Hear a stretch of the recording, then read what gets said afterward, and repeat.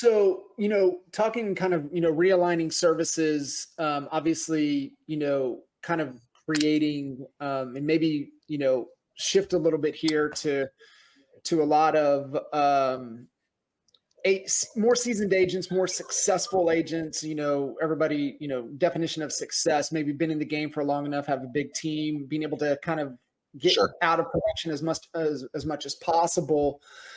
And I've always been kind of the belief within real estate, for most people to truly get all the way out of production and still running their team, they've moved on to something else, right? There's another For opportunity, sure. right? So like with Al escaping production, he had appointments today in the beginning, right? So he had something else that he was in pursuit of. Cuz no different, right? With coaching organization, with KR and working with Mikey and all of that. So like understanding with a lot of agents that get to a point, they try to create a product or a service as a value add, as a hook, either Yeah. for a business opportunity or recruiting or whatever the case may be. Like kind of talk about that product creation when you guys started to come up with Fello, because, you know, I think that's where a lot of agents kind of get in trouble, is that they let go of the monkey bars that's really feeding them and serving them so well to go chase another endeavor, and then they got to get sucked back over, right? I mean, Cuz did it. Took us three Yeah. times out of production because he had to go back and not let go of the golden goose that was funding and feeding everything.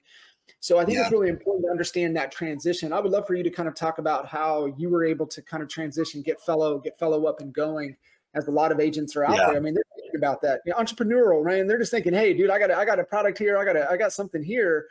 But I think, hearing it from your perspective would be really beneficial for them. Well, it's funny, just really quick. I emailed Gary Keller a couple weeks ago and I said, you wrote The Millionaire Real Estate Agent, which was kind of the Bible, for so many agents. But I'm like, what's the billionaire entrepreneur playbook?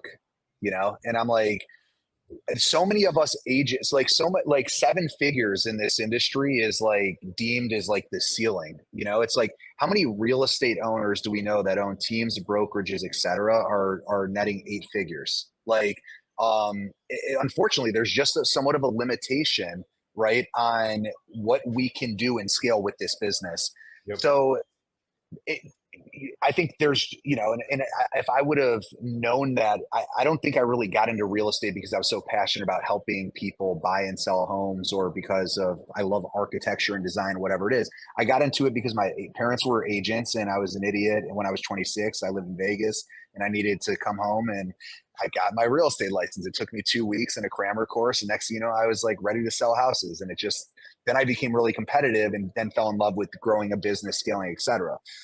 And I say all this because I think a lot of times people start building a new business for two different reasons. Either they become really complacent and bored with real estate, right? Or they get to a point where they feel like there's some financial limitations to how big we can scale versus the type of effort it costs or requires to actually, for what the upside is, right?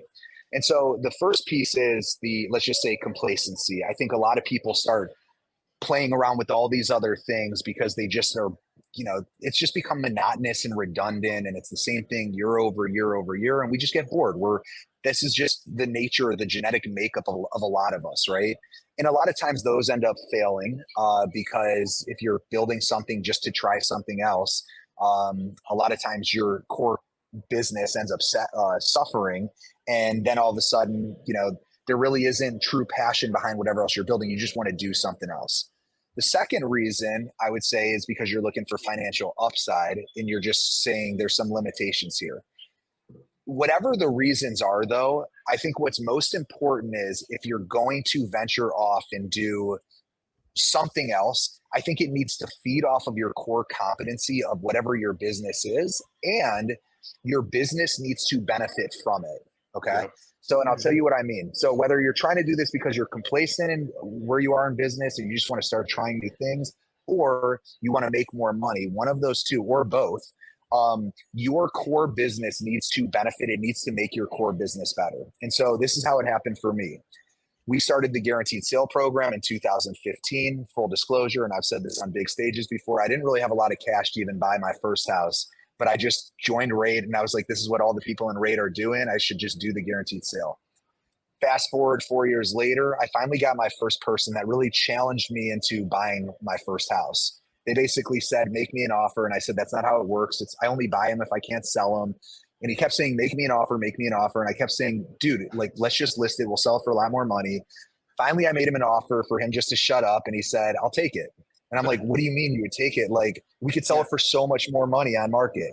And so all of a sudden, then I'm like, wait a minute, like, why would I do this? And then I realized that like some people have different priorities or goals.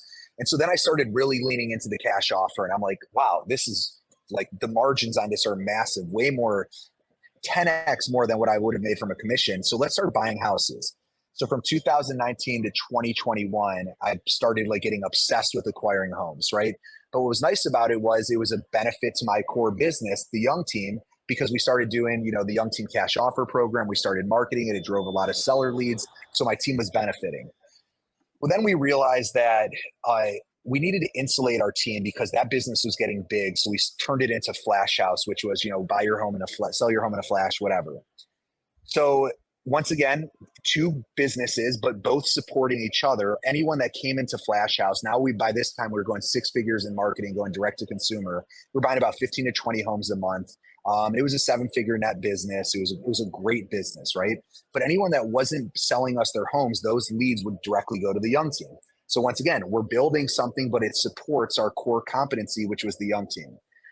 Well, then what happened was we started to actually see people from the Young Team's database requesting offers directly from flashhouse.com. They didn't know that I owned Flash House. It was completely insulated. And so now I started getting pissed and saying, wait a minute, what's happening? I have past clients from the Young Team that are actually going to Flash House directly, whether they're getting our postcards, going to our paid ads.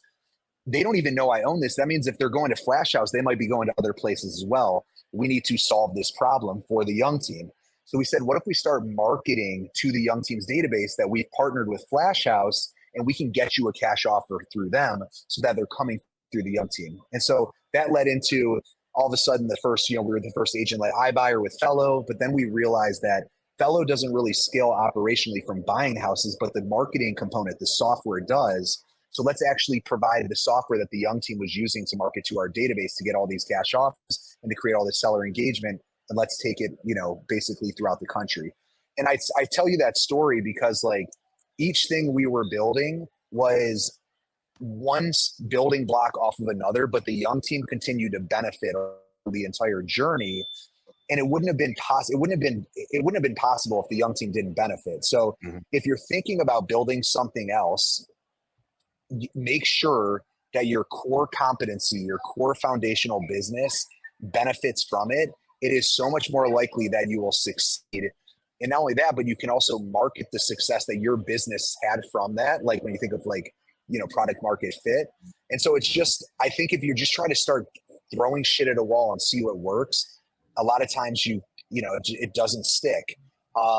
If your team's using it and your team benefits from it and it enhances your core competency, I think you'll see you have a lot better chance of actually scaling something big.